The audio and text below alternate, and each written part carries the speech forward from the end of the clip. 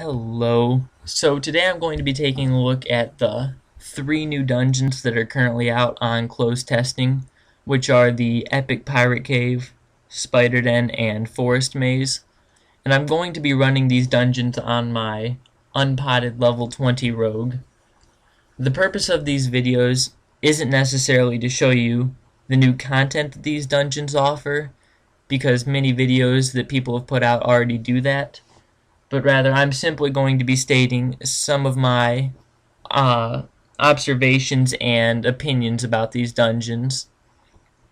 One of the main reasons I wanted to get onto this testing was to see how the gameplay was for the rogue, due to my concern with high-level dungeons such as the Ocean Trench and Tomb of the Ancients being pretty easy for rogue due to the fact that they can rush past most of the enemies undisturbed using their cloak, and they can usually do pretty well at the bosses too, due to the boss's idle animations being extremely weak and easy to dodge.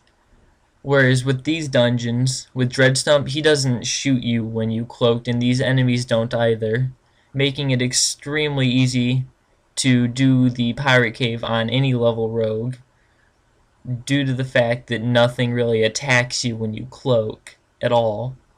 There are also no sort of turrets in here, whereas in O1's castle you'll get quiet turrets, and those are very effective at keeping rogues from simply rushing to the end. Or there would be status effects in, say, in the Forest Maze with Confuse. But as far as the Pirate Cave is concerned, you really don't have any status effects in here, and the bosses don't shoot you when you're cloaked, making it very, very easy to be not cooperative when you play the rogue, which could be fixed with status effects or stronger boss idle attacks for when they don't quote-unquote see a player. The pirates in this cave and the buccaneers that shoot the really fast 150 damage bullets in here have the exact same attack patterns as the ones you'd find in a regular pirate cave.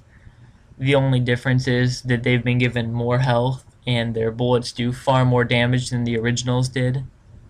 However, Dreadstump now has some new attacking patterns, and the one in particular I'd say to be wary of is the 4,000 damage shotgun he shoots out, because while the Pirate Cave is considerably harder, that is the only insta-kill shotgun that I think is really present there, and he shoots it after telling you to be wary that you can't dodge what he's about to shoot at you, and you can, but if you don't, that's 4,000 damage and you're probably going to die. This is the Spider Den that I'm currently in, and this is, I'd say considerably so, the most dangerous of the 3 dungeons that have been released, of the 3 epic dungeons, which makes sense, it's the highest tier of them. But all of the enemies in here have new skins and new attack formations. The bullet patterns actually are different as opposed to the Pirate Cave enemies, which I think is pretty cool. The enemies here all do a ton of damage. The little green enemies in the hallway that'll lead up to here can each do 150 damage shotguns, and they shoot about 2 a second.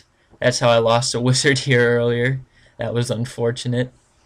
And then, as I'm sure all of you watching this are thinking, yes, Arachna does have the infamous 750 damage little ball that she shoots out occasionally.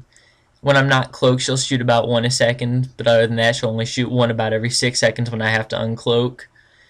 It will insta-kill any leather or mage class, or any robe class that has not drank life pots and didn't get a superb roll on their character, which is definitely something to be wary of, because an insta-kill shotgun in this game is not something you see around the corner. The biggest bullet other than this one in this dungeon is O1's current shotgun bullet, the big white one that's about 5 times the size of this one.